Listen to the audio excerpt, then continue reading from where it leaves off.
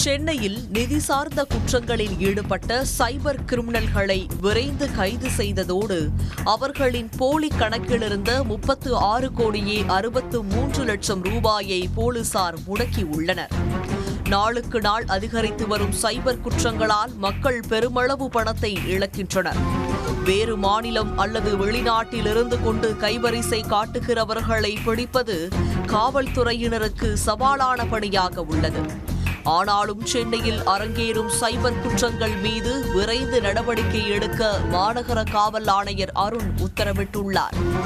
அதன்படி சென்னை மத்திய குற்றப்பிரிவுக்குட்பட்ட cyber crime போலீசார் திறம்பட செயல்பட்டு பெருநகரத்தின் டிஜிட்டல் பாதுகாப்பை உறுதி செய்து வருகின்றனர்.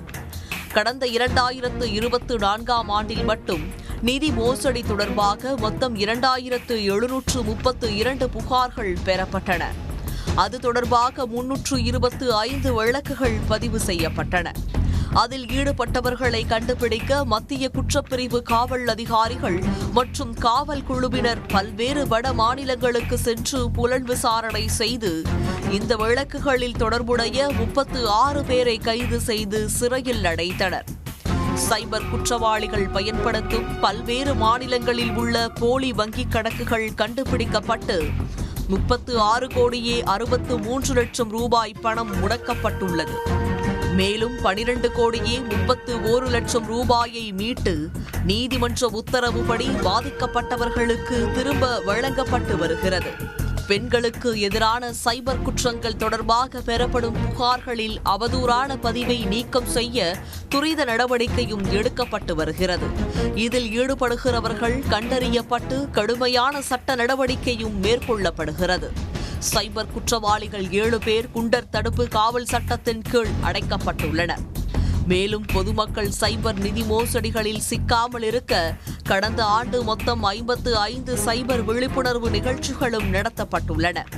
சென்னை பெருநகர 12 காவல் மாவட்ட பகுதிகளில் உள்ள பிரபல கல்லூரிகள், பள்ளிகள், ஐடி நிறுவனங்கள், அடுக்குமாடி குடியிருப்புகளில் போலி டிஜிட்டல் கைது, ஆன்லைன் டிரேடிங் மோசடி, போலி வங்கி செயலிகள், சமூக ஊடக பாதுகாப்பு மற்றும் ஆன்லைன் பாதுகாப்பின் முக்கியத்துவம் பற்றிய விழிப்புணர்வும் ஏற்படுத்தப்பட்டுள்ளது. இதனால் தற்போது பெருமளவு குற்றங்களும் குறைந்துள்ளது.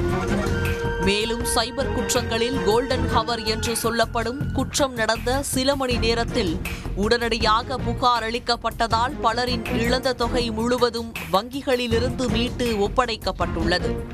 கடந்த 3/9/2024ஆம் தேதியன்று திருவான்மியூரை சேர்ந்த ஓய்வு பெற்ற மத்திய பொதுப்பணித்துறை நிர்வாக அதிகாரியை மோசடி நபர் ஒருவர் தொலைபேசி வாயிலாக தொடர்பு கொண்டு பண பரிமாற்ற தடை சட்டத்தின் கீழ் வழக்கு உள்ளதாகவும் அவரை டிஜிட்டல் அரெஸ்ட் செய்துள்ளதாகவும் அச்சுறுத்தி அவரிடமிருந்த 88 லட்சம் ரூபாயை பறித்தனர்.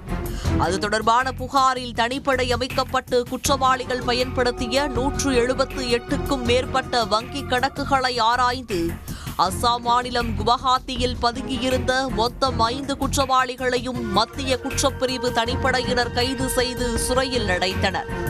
சென்னையில் உள்ள பிரபல தனியார் நிறுவனத்தில் பணியாற்றி வரும் ஊழியர் ஒருவருக்கு அந்த நிறுவனத்தின் நிறுவனர் புகைப்படத்துடன் இருந்த வாட்ஸ்அப் கணக்கிலிருந்து வந்த தகவலை நம்பி போலியான வங்கிக் கணக்கில் செலுத்திய 2 லட்சம் ரூபாய் ஏமாந்ததாக அளிக்கப்பட்ட புகாரை விசாரித்து பல மாநிலங்களை சேர்ந்த வங்கிக் கணக்குகளை ஆராய்ந்து இழந்த முழு தொகையையும் மீட்டு நீதிமன்ற உத்தரவுப்படி திரும்ப ஒப்படைக்கப்பட்டது. மேலும் பணி ஓய்வு பெற்ற அரசு ஊழியர் ஒருவருக்கு வந்த அடையாளம் தெரியாத அழைப்பில் பேசிய நபர்கள் அவர் அனுப்பிய பார்சலில் போதைப் பொருள் உள்ளதாகவும் இதனால் அவரை டிஜிட்டல் கைது செய்வதாகவும் மிரட்டி அவரது சேமிப்பு பணம் 90 லட்சம் ரூபாயை அபகரித்தனர். அவரின் உடனடியான புகாரின் பேரில் துரித விசாரணை மேற்கொண்டு உடனடியாக வங்கிக் கணக்குகளை முடக்கி அவர் இழந்த முழு தொகையான 90 லட்சத்தை மீட்டுக் கொடுக்கப்பட்டிருப்பதாக காவல்துறை அதிகாரிகள் தெரிவித்துள்ளனர். எனவே சைபர் குற்றங்களினால் பாதிக்கப்பட்டவர்கள் உடனே 1930 என்ற எண்ணுக்கு தொடர்பு கொள்வதன் மூலமோ இணையதளத்தின் வாயிலாகவோ அல்லது அருகில் உள்ள காவல் நிலையங்களில் நேரடியாக சென்று புகார் அளிக்க முன்வர வேண்டும் எனவும் சென்னை மாநகர காவல்துறையினர் கேட்டுக் கொண்டிருப்பது குறிப்பிடத்தக்கது.